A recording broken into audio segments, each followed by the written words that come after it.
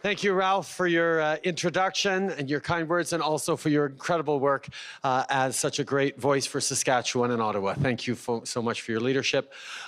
Frank, Barb, thank you so much for being here, for welcoming us onto traditional Treaty 6 territory, and for sharing a bit of your story as well, which is always touching and makes us all think about how we can play a better role in sharing positivity in the world, even through difficult moments. So thank you very much for being here.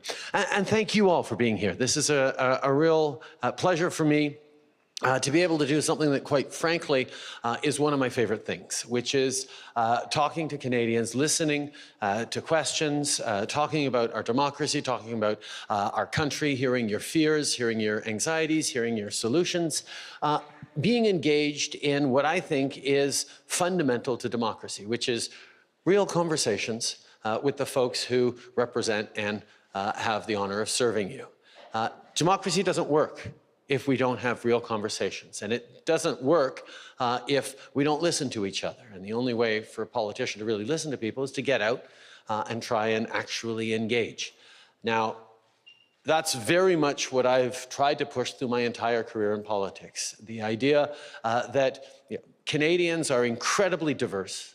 We have tremendous backgrounds, perspectives, stories to share. But what we always find when we actually listen to each other and talk about where we're going and how we're going to go as a country and how we're going to make a better world and a better society and create greater opportunities for ourselves, for our kids, we do that better when we're learning from each other's experiences, when we're hearing different ideas and different perspectives. So I never expect everyone to have the same opinions. Indeed, if we did, it would be pretty boring, and it wouldn't give us the challenges necessary to make sure that we are finding the best way forward. So for me, the opportunity to come out and hear through your questions what you're thinking about, what you're worrying about, what you're thinking, what you want to understand better from me is fundamental to me being able to do a good job, and you actually being able to do a good job in your responsibility as citizens, which is, when election times come around, making a responsible choice. Understanding the issues, understanding what the solutions being put forward, and be able to actually decide, yes, I'm interested in this, or no, that person really doesn't represent me or take me in the direction that I think the country should go in. It's a shared responsibility we have in a democracy, and that happens best when we have opportunities like this to have real conversations. So I'm very pleased to be here. I certainly encourage other politicians to do these kinds of exercises. I find that I end up learning more through these exercises than about just about anything else. So I'm very glad you're here and very much looking forward to spending the next 45 minutes or so with you all. So with that, let's get right into questions. Why don't I start with this little section here? Does anyone here have a question? You, sir. Oh, good. And you've got it written down, too. You take the mic right there and stand up and introduce yourself. Hi, I'm Braden. Hello, Braden. When you were becoming the president, sorry. It's okay. I was thinking I was going to say that right off the start by accident. It's all good. It's all good. Everyone's got a president on the brain these days. So, On your journey to becoming the prime minister, if you don't mind sharing, what was like the greatest adversity, and what did you have to do to grow through that and to achieve it? Oh, wow. That's a really, really great question. I realized early on growing up that I was really lucky. My parents were good at pointing that out to me. How lucky I was. I grew up in a loving family. I got to go to good schools. I got to travel around the world.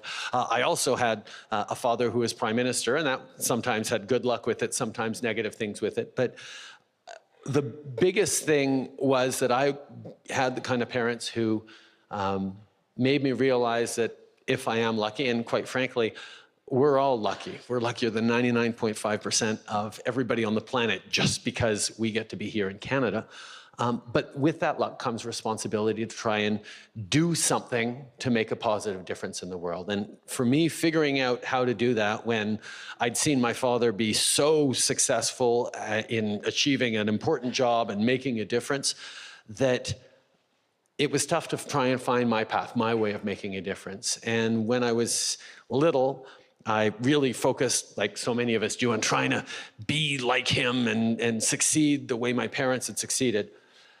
And then I got into my late teens and 20s and realized that that wasn't my path. That wasn't my way of doing things. I was a very different person from my father. So I took a different direction, and I went into teaching, and I found that being a teacher and education and empowering young people in a very direct way was the best way for me to make a difference. So figuring that out was really important. And it ended up leading me into politics through a very different path than my father did.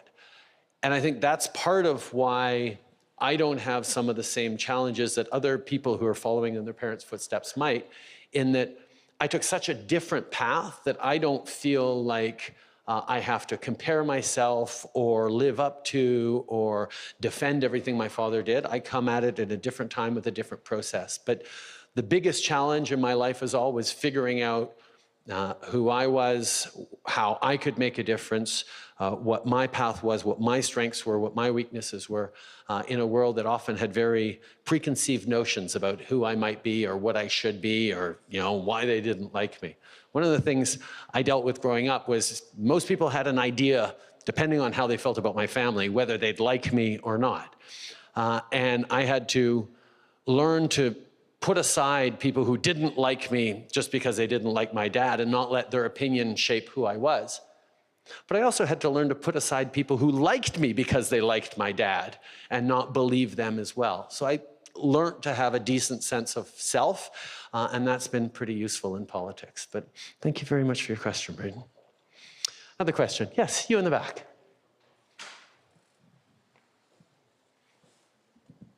Good afternoon, everyone. I'm Shivali Sharma, and being the second youngest Canadian Prime Minister, my question is that who's your role model and what motivates you to be in this field? Well, first of all, the youngest thing is interesting, or the second youngest thing is interesting, because I've been, like I said, a teacher. I've been involved in youth advocacy, environmental activism, used to give a lot of speeches. I helped run Canada's National Youth Service Program for a number of years in the early 2000s. So I worked with young people all my life. And when I was starting to think about getting into politics in my early 30s, I had a lot of people say, "Oh, you're too young to think about going into politics." And that really frustrated me because with the education and the opportunities I'd had and the experience I'd had growing up for the first 13 years of my life with my father as Prime Minister, I said, wow, if everything that I have at my early 30s, I'm suddenly too young to go into politics, we really need to change politics. Because for me, bringing young voices into politics is really important. It's more than just making sure everyone's voting and participating, which is a goal in itself. But what I find with youth is young people are ready to challenge the status quo to a greater degree, ask questions about why is it this way? Why has it always been this way? Can't it be a different way in the future? So the idea of bringing in voices who are not just thinking about what the next couple of years look like, but thinking about what the next generation could look like, the next 20 years, the next 30 years of your career could look like, brings a different perspective, less short term. So for me, that youthful aspect of why I spend so much time trying to talk and listen to young people, including today, was really, really essential. And that's something that I think remains. If we're going to really imagine a future, particularly in a time of upheaval and transformation of our workplaces and our economy, if we're going to think realistically and courageously about what a very different future could look like,